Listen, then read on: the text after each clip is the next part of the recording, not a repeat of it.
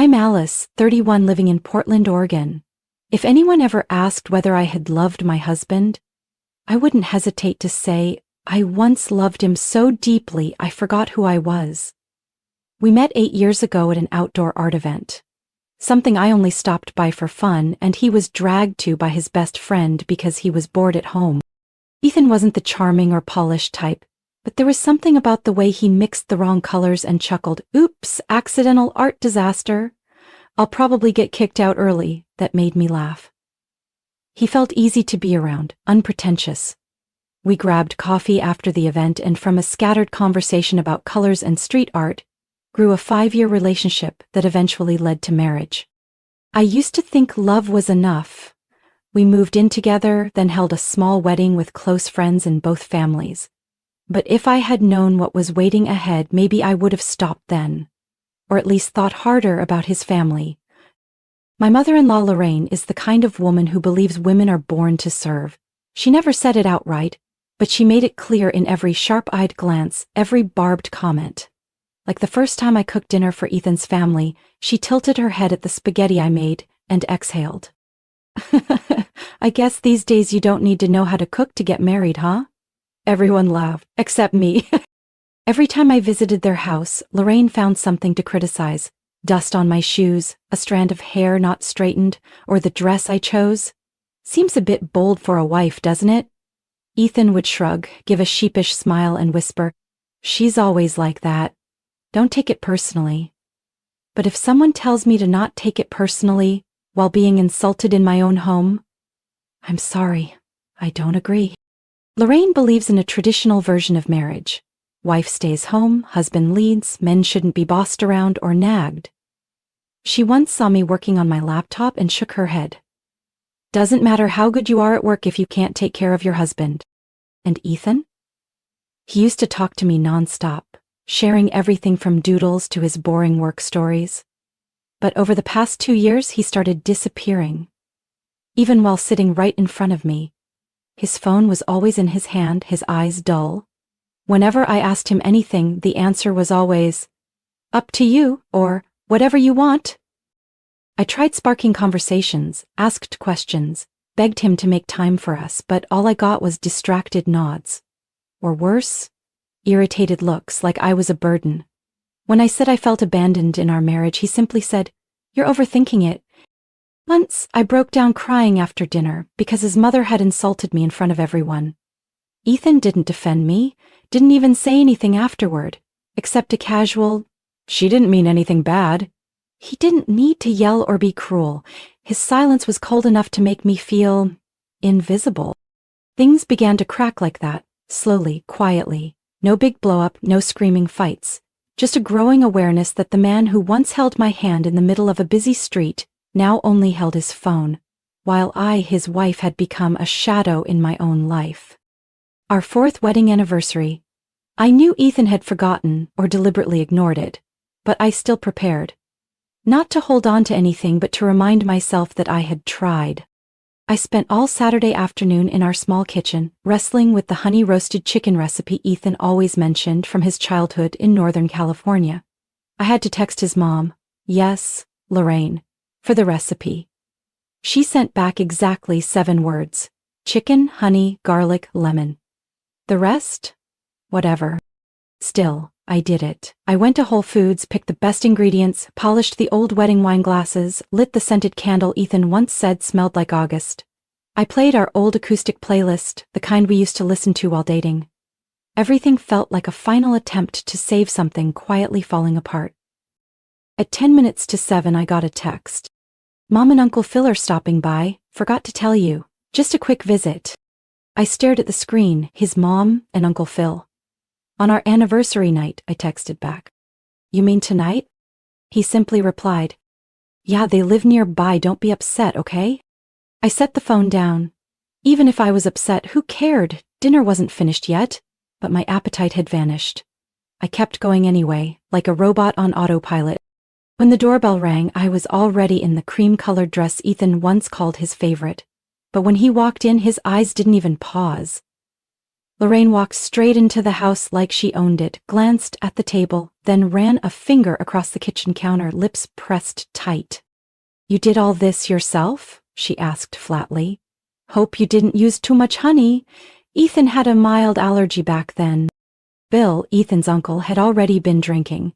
He walked in with a bottle of red wine, laughing loudly. "Wow, Alice dressed up like she's expecting the president, or is this a dish soap commercial?" I smiled tightly. I had learned to hold it in. Ethan didn't even look at me. He dropped his backpack on a chair, took off his coat and sat down, pulling out his phone like he was waiting on Uber Eats. Dinner started in strained silence. I tried making small talk, asked Lorraine about her rose garden, asked Phil about his fishing trip, but got only half-hearted replies and grunts. I served the chicken carefully, plating each portion with care. When I handed Ethan his, he took it without a glance, stabbed a piece with his fork, brought it to his mouth, and suddenly spat it out into a napkin. I froze. Bill burst into laughter.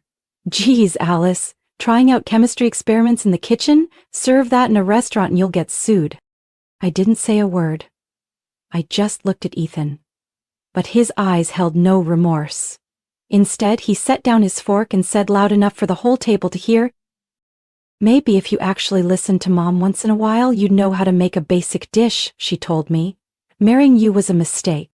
Lorraine lowered her head to her plate like she was embarrassed, but not for me. She was worried Ethan was going too far. No words came out. What rose in my throat wasn't sorrow, it was something colder. It was a cold, rising fury in the back of my throat.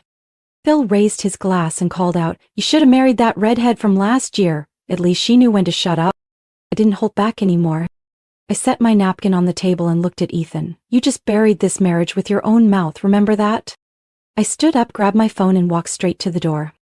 Behind me I heard Phil chuckle, "Uh-oh, we've got a tsunami coming." But I didn't stop. I just walked away like I knew exactly what I was leaving behind and that I would never return. I don't remember how long I walked after leaving the apartment that night. I just remember the cold, the tightness in my chest, but my eyes were dry. I didn't cry, no tears came. Maybe I'd trained myself too well to hold them back all those years beside Ethan. When I called my sister, Jenna, she asked just one question, "Did you bring your keys?" And when I shook my head, even though she couldn't see me, she said, "That's fine, come over. I've got tea waiting." She didn't need to ask what happened. She always knew before I said a word. I stayed at Jenna's tiny apartment in Northeast Portland. Well, not really slept. I tossed and turned on the couch all night, drifting in and out of vague dreams interrupted by my phone buzzing nonstop. Ethan. At first he sent messages, "Where are you?" Then, "I'm sorry, but you were wrong too." And, "Mom's upset, she thinks we need to sit down, like a family." Family? That word coming out of his mouth sounded more ridiculous than ever. A mother who constantly belittled me, a drunk uncle who commented on women's bodies, and a husband who spat out my cooking in front of them and called me a burden. Jenna told me to start making a list of what I needed to take back from the apartment. Whether or not you go back, your stuff is yours. Don't let them swallow that part too. So I started writing. The coffee machine I bought myself, the wool blanket I knitted last winter, books, sketch pads, picture frames, a few ceramic mugs I collected. As I wrote, I realized most of what I owned had been dissolved into the idea of us, when really, it had always been just them. That evening, Ethan called. This time I picked up. "Why aren't you answering my texts?" I said I was sorry. "What more do you want?" I asked, "Do you think that's enough?" He sighed, clearly annoyed. "Last night, it was just dinner, Alice." I let out a quiet laugh. "And you spat it out like I poisoned you." His voice tightened. "You're trying to make me the bad guy." "I don't have to try, you did that all by yourself." After that call, I blocked his number. Not forever, but long enough for me to think without being dragged back into false questions like, "Do you still love me?" or "Why can't you try for the family?" Jenna understood me better than anyone. She didn't push or pry, just handed me a cup of hot cocoa now and then, and let me sit in silence by the window. You're not the only one who's ever endured a lousy man, she said. But not everyone has the guts to walk away. A few days later, Lorraine sent me a message, a whole novel. In it were lines like, I know Ethan's not perfect, but marriage is about endurance. You walking out like that made the relatives talk. You should be more thoughtful and come back, stop embarrassing your husband. I didn't know whether to laugh or get angry, but I chose not to react. Any reply would only fuel the performance they were staging. I no longer wanted a part in that play. That night I opened my list again and added one more thing, the divorce paperwork, because I knew I'd never be ready if I waited for the right day. And when that day came, I wouldn't tiptoe or whisper. I'd reclaim everything, not just my belongings, but the peace they'd stolen from me for far too long. I texted Ethan on Tuesday morning. I'll be coming by this afternoon to pick up the rest of my things. Please don't be home. He replied with one word. Okay. But as soon as Jenna and I walked into the apartment, I knew I'd been naive. Lorraine was sitting squarely in the middle of the living room, legs crossed over the coffee table like she owned the place. She wore a cream cardigan, holding a cup of tea as if she were hosting a family reunion. Ethan stood in the kitchen corner, hands in his pockets, face stiff, eyes avoiding mine. I set down my bag. Before I could speak, Lorraine cut in. We need to talk. I gave a cold smile. I'm just here for my things. Jenna folded her arms, standing close.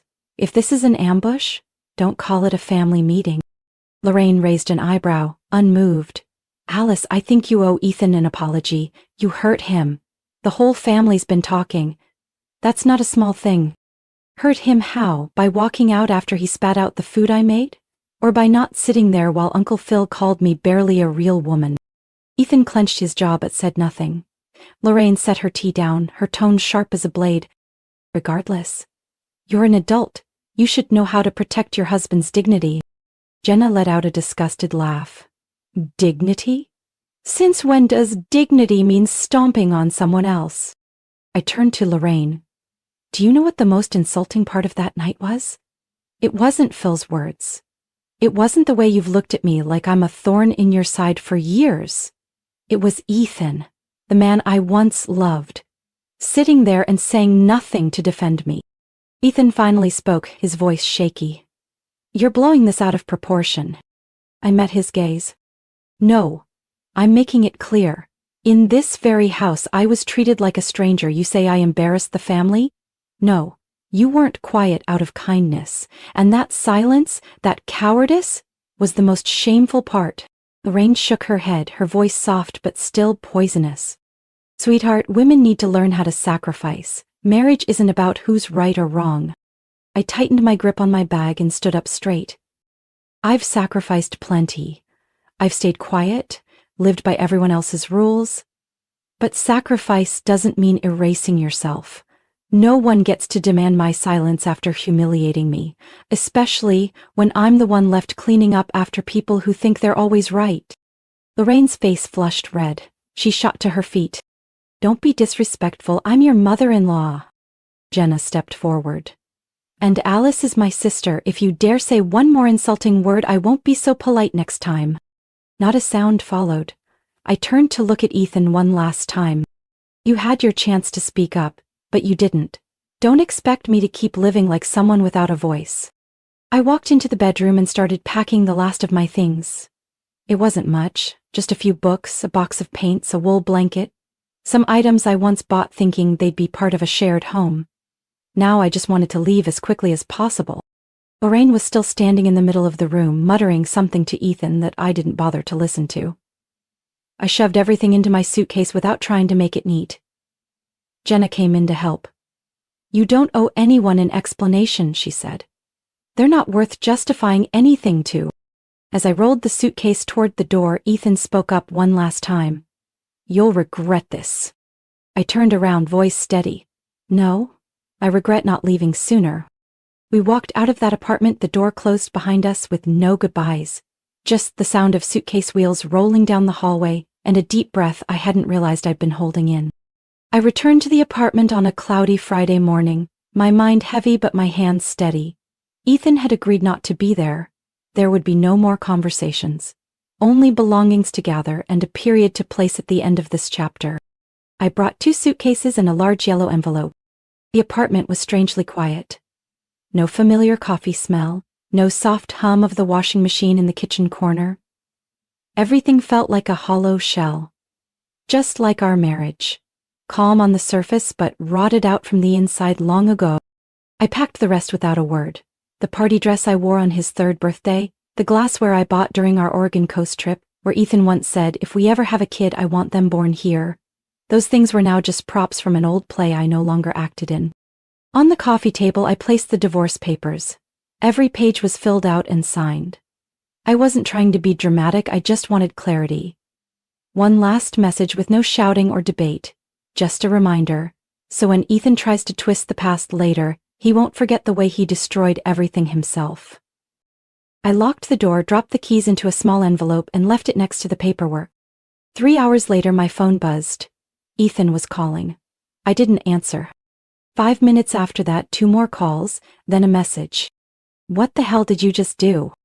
I flipped the phone face down on the table. Nothing in those messages was worth hearing. No more "I'm sorry," "Don't blow this up," or "We can still fix this." That evening, Jenna and I ate cold pizza and rewatched old Netflix episodes. Halfway through the second one, my phone lit up again. "I didn't think you'd actually go through with it. People are asking me what happened. You happy now? You're making me look like I abandoned my family." I didn't reply, but Jenna did. She glanced at the screen and muttered, "If that's what family looked like, quiet suffering and swallowed pride, then yes, you did the right thing." The next day, Ethan began posting cryptic updates on social media. His profile picture changed to black and white. His bio now read, "Loyalty is rare in this day and age." I got screenshots from a few acquaintances. One old friend messaged me, "Are you okay? Ethan seems really torn up." I replied with just one line, "I'm fine. He's only upset about losing control, not about losing me."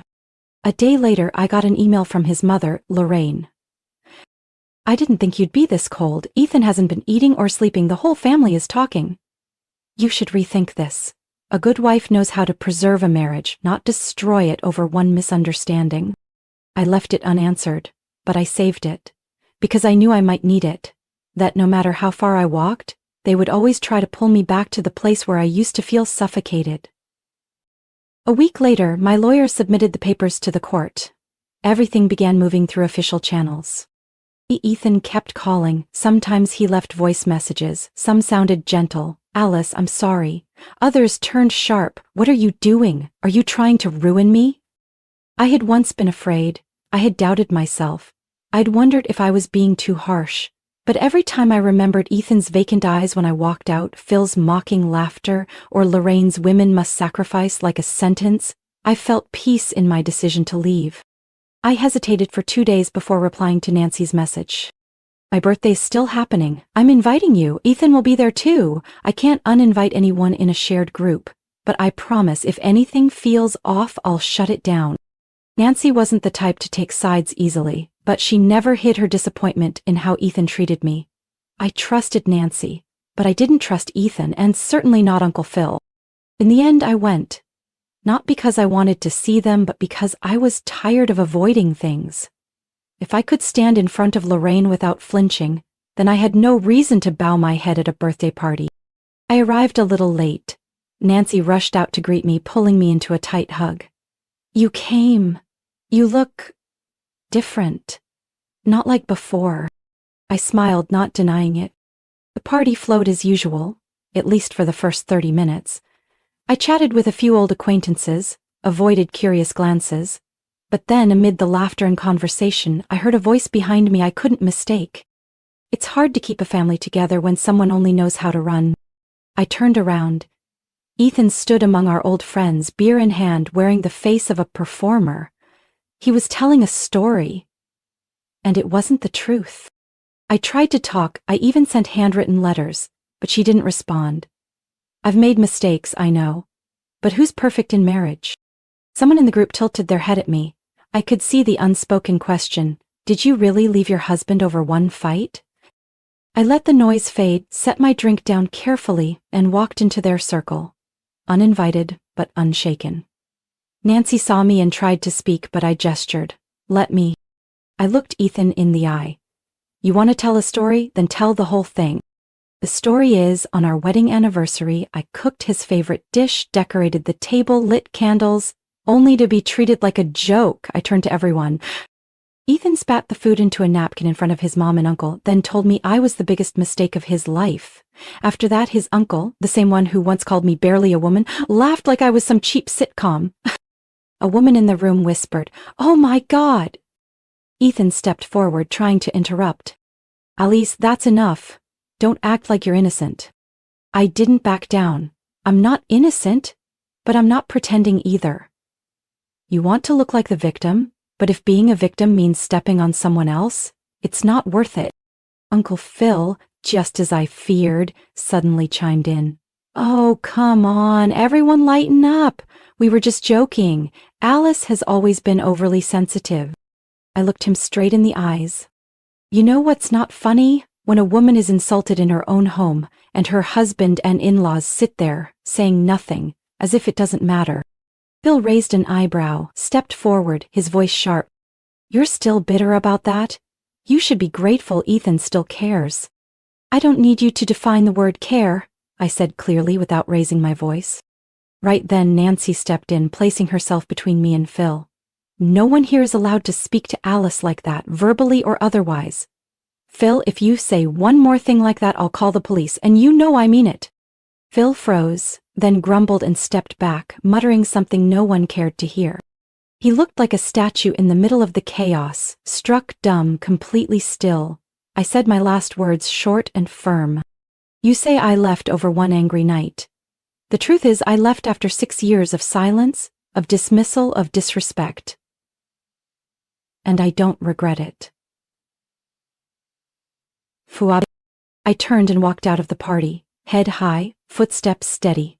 As the door closed behind me, I heard someone whisper, "I can't believe he really did that." I didn't look back.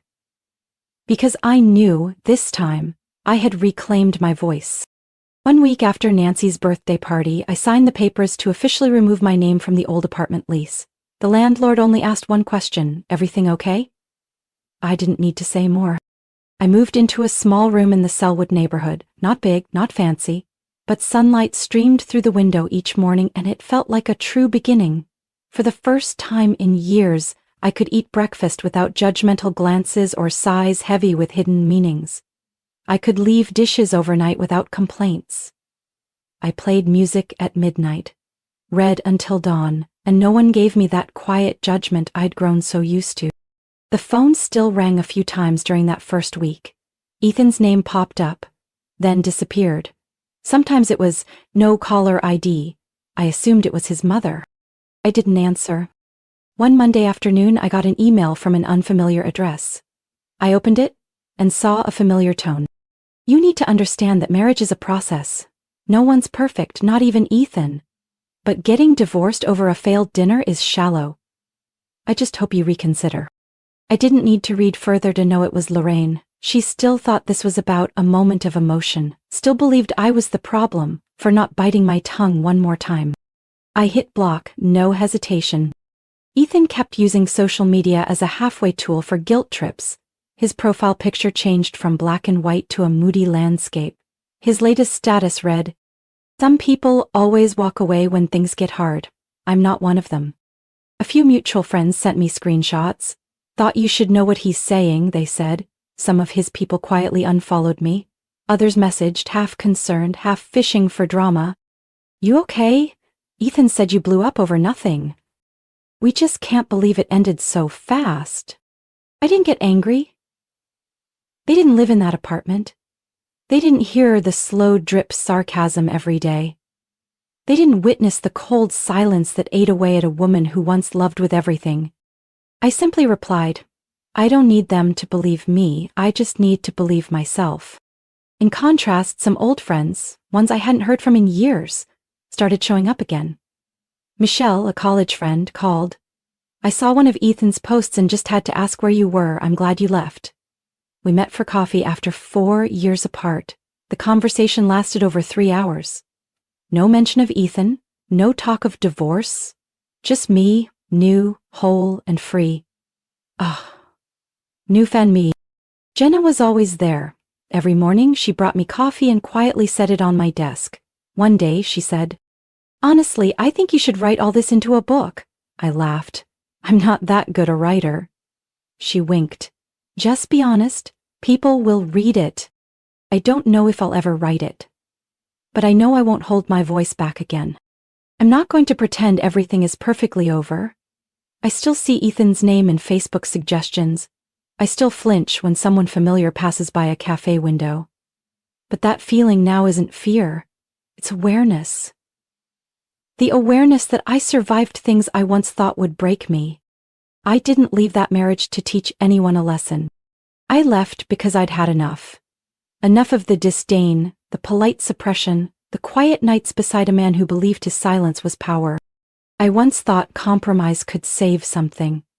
But the more I stayed, the more I realized the only thing I was holding on to wasn't love. It was fear.